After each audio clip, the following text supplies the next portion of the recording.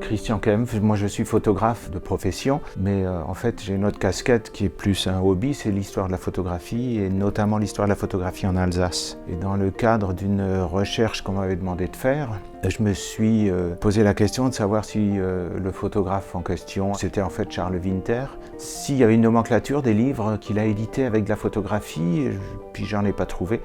Je me suis dit, ça serait peut-être un sujet intéressant, je vais m'y atteler pendant 6 mois. Et ça m'a pris 8 ans.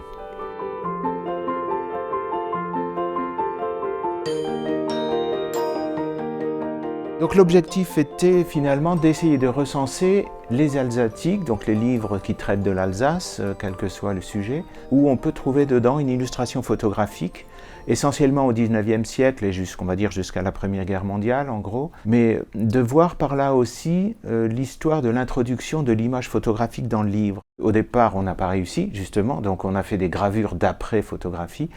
Ensuite, on a collé des originaux en hors-texte dans le livre, comme on le faisait pour des gravures qui étaient incorporées dans le livre. Donc là, on est au départ des années 1840, 50, 60. Après 1870, on a commencé à trouver des procédés d'impression photomécanique. Et puis d'arriver peu à peu, vers la fin du siècle, à ce qu'on appelait la simili-gravure, c'est-à-dire un procédé d'impression de la photographie qui pouvait se faire en même temps que le texte.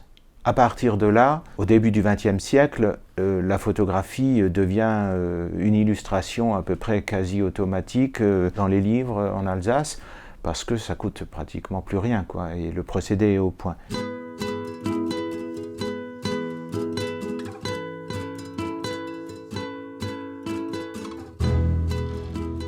Il n'y avait aucune référence possible, aucune indexation dans les bibliothèques. Il n'était pas possible de travailler sur des fichiers ou sur des catalogues de bibliothèques ou de musées pour une raison toute simple. Il mentionne le titre et l'auteur, la date, mais il ne mentionne pas si le livre est illustré. S'il le mentionne, il ne précise pas si c'est de la photographie originale, de la photographie imprimée. Autrement dit, moi, il a fallu que je fouille dans les rayons, dans les réserves, que je sorte les ouvrages des rayonnages. Et il y en a eu quand même quelques centaines de mètres à faire, voire plus.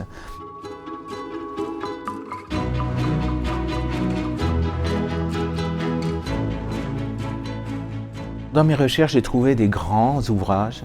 L'Alsace photographiée d'Adolphe Braun de 1859, qui fait 120 planches, reste inégalé. Je veux dire que jamais, aucun ouvrage ne l'a surpassé en quantité, en qualité, en démesure.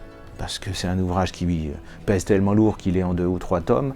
Et j'ai trouvé des tout petits ouvrages, un petit opuscule sur un voyage en ballon libre de Strasbourg à Heidelberg, avec des photos du Strasbourgeois Gerschel.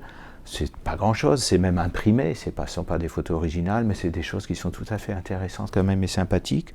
Cette recherche m'a permis, oui, d'une part de me nourrir aussi de l'histoire de l'Alsace et d'entrer dans l'intimité de certaines grandes familles. Par exemple, il y a eu un ouvrage pour les noces d'or de Renoir de Bussière. Les amis, les invités ont fait un livre sur cet événement, illustré de photographies, qui était destiné uniquement aux invités.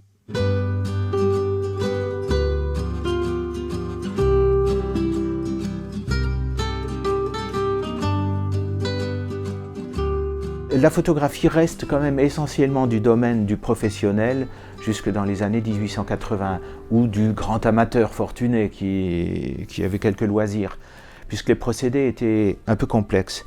Après les années 1880, on va améliorer le matériel photo, c'est-à-dire l'appareil photo, le rendre beaucoup plus simple et développer la photographie amateur. Donc ces photos d'amateurs, on les trouve justement sur des petits ouvrages ponctuels qui sont réservés à un groupe d'amis ou à partir de vraiment la fin du siècle, pour des photoclubs. Et on voit par exemple à travers le bulletin du photoclub de Mulhouse, dont j'ai trouvé quand même pas mal de fascicules aussi, l'apparition de la première photographie couleur.